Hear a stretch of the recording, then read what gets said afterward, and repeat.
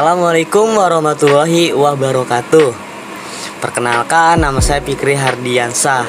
Saya dari mahasiswa Universitas Pancasakti Bekasi, Fakultas Ekonomi dan Bisnis dengan prodi Manajemen dengan nomor NIM 28921500062. Pada pertemuan kali ini saya akan menjelaskan tentang krisis ekonomi untuk memenuhi tugas ujian tengah semester dengan mata kuliah Perekonomian Indonesia dengan dosen pengampu Bapak Imhar MM.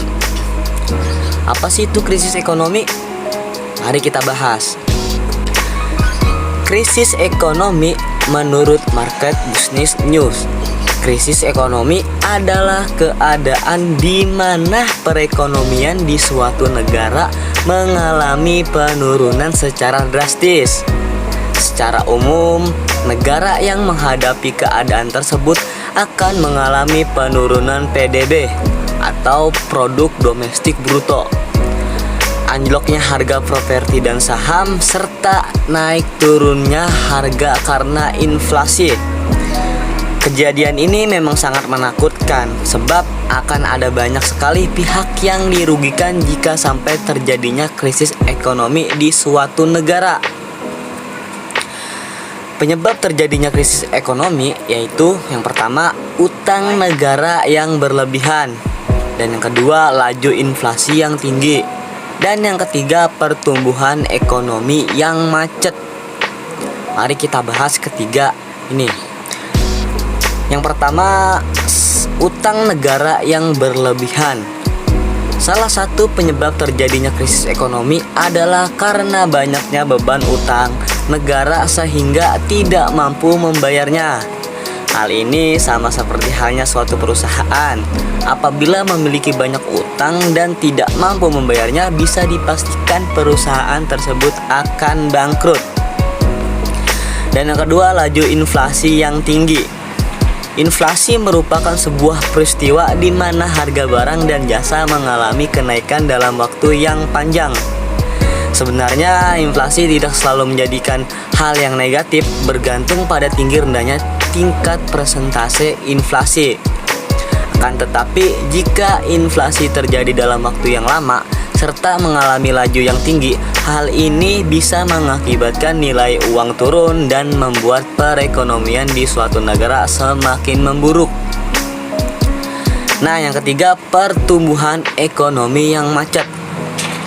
Penyebab lainnya dari krisis ekonomi adalah pertumbuhan ekonomi di suatu negara tidak berkembang atau macet. Semakin buruk pertumbuhannya, maka ada kemungkinan negara termasuk ke jurang krisis perekonomian. Dan sini ada dampak krisis ekonomi.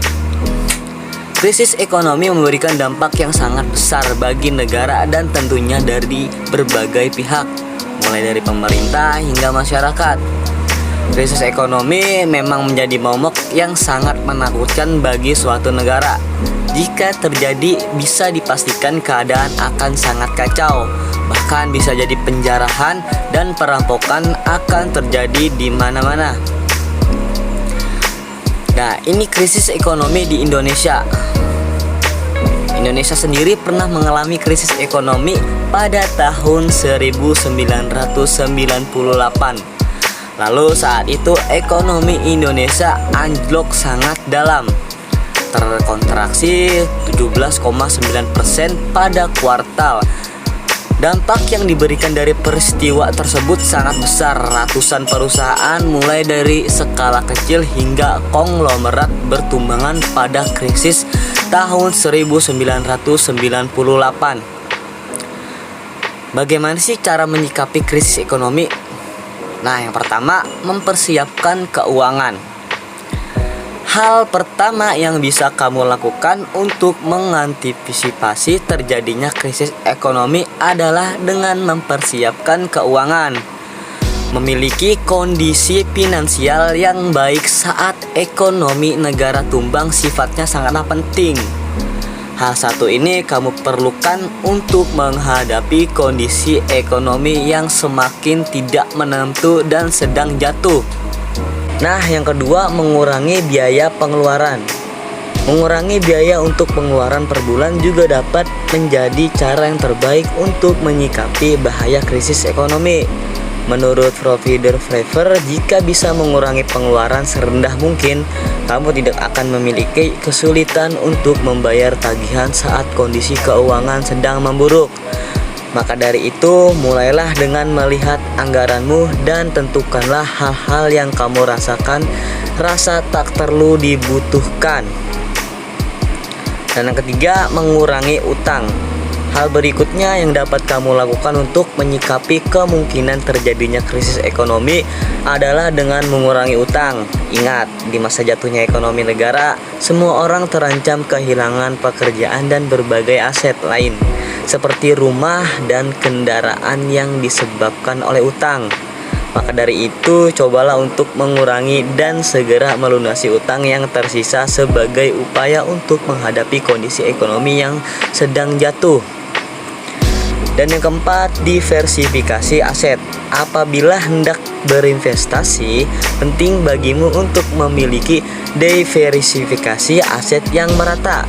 Mengapa demikian? Sebab aset akan menjadi komponen yang sangat penting untuk menghadapi bahaya krisis ekonomi. Apabila hanya berfokus pada satu instrumen, kamu berisiko mengalami kerugian yang cukup tinggi. Sebagai contoh, saat industri perbankan kolaps karena mengalami kredit macet, rekening simpanan, baik itu dalam bentuk tabungan atau deposito, untuk umumnya akan sulit untuk diakses dan dicairkan dalam kurun waktu yang tepat. Dan yang terakhir, yang kelima, memiliki pendapatan tambahan.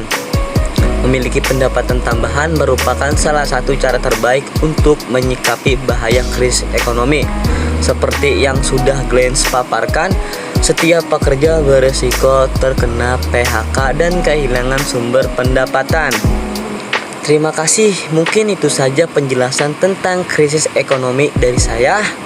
Apabila ada perkataan saya yang salah, mohon dimaafkan. Yang salah datangnya dari saya dan yang benar datangnya dari Allah Subhanahu wa Ta'ala. Semoga kita diberikan kesehatan selalu.